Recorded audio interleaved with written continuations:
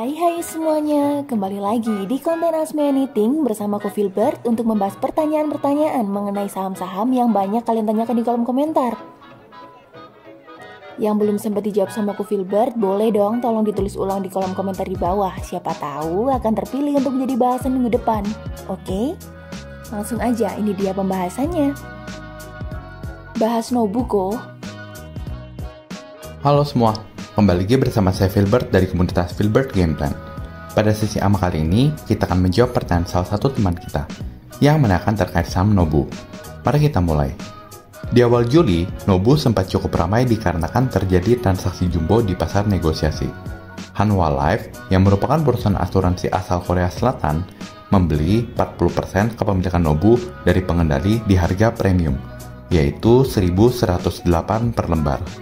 Angka tersebut melambangkan PBV 2,2 kali.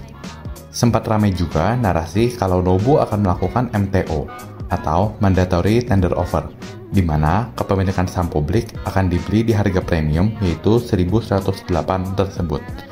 Namun, terkait hal tersebut, manajemen perusahaan sudah menyampaikan kalau belum ada rencana MTO dikarenakan regulasi dan Hanwha Life saat ini ingin keep kepemilikannya di 40% terlebih dahulu.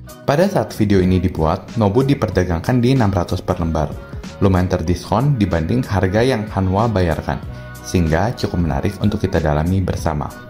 PT Bank Nasional Nobu Tbk bergerak di bidang usaha bank umum. Perseroan fokus pada pengembangan usaha yang bertumpu pada segmen usaha kecil dan menengah. Bila bicara perbankan, hal pertama yang ingin kita lihat adalah perkembangan dana nasabah. Angkanya meningkat cukup signifikan, dari 9,7 triliun di 2020 menjadi 16 triliun di 2021, 15,1 triliun di 2022, 17,9 triliun di 2023, dan 24,4 triliun di 2024. Peningkatan dana nasabah memungkinkan perusahaan untuk menyalurkan kredit lebih banyak. Dan benar saja, kredit yang disalurkan juga meningkat signifikan dari 7,4 triliun di 2020 ke 9,8 triliun di 2021, 12,3 triliun di 2022, 15,1 triliun di 2023, dan 20 triliun di 2024. Dari sini kita bisa bilang kalau Nobu mencatatkan pertumbuhan sangat baik dalam beberapa tahun terakhir. Pertumbuhan kredit merupakan kabar bagus, dikarenakan perusahaan akan mencatatkan peningkatan revenue. Angkanya meningkat dari 800 miliar di 2020 menjadi 1 triliun di 2021, 1,2 triliun di 2022, 1,5 triliun di 2023, dan 2,1 triliun di 2024. Hampir 3 kali lipat dalam 4 tahun. Scalability perusahaan bisa dilihat melalui beban usaha yang tidak banyak berubah.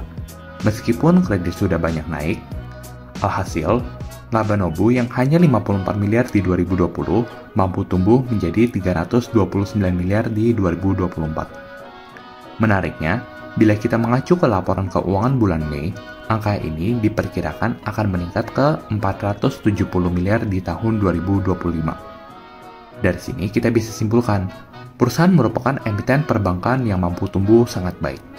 Non-performing loan perusahaan alias kredit macet juga cukup terjaga di 0,5%, idealnya di bawah 3%. Adapun, hal yang perlu di-note adalah saldo pembentukan CKPN perusahaan relatif rendah di 0,9% kredit. Sebagai perbandingan, bank umumnya memiliki saldo CKPN di sekitar 3%. Angka yang lebih rendah tersebut bisa dikarenakan style Nobu yang lebih agresif atau memang kualitas aset perusahaan yang lebih baik dari rata-rata. Secara valuasi, pada saat video ini dibuat, perusahaan diperdagangkan di market cap 4,5 triliun.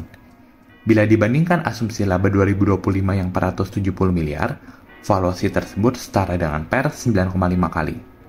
Murah atau tidaknya akan bergantung pada kemampuan perusahaan menumbuhkan laba di masa mendatang, mulai dari menghimpun dana nasabah dan penyaluran kredit. Adapun, hal lain yang perlu di-note adalah perusahaan tidak membagikan dividen dalam beberapa tahun terakhir. Oke, sekian untuk video kali ini, semoga bermanfaat, dan bila kalian ingin request saham apa, silahkan leave di komen ya. And see you guys in the next video. Bye-bye!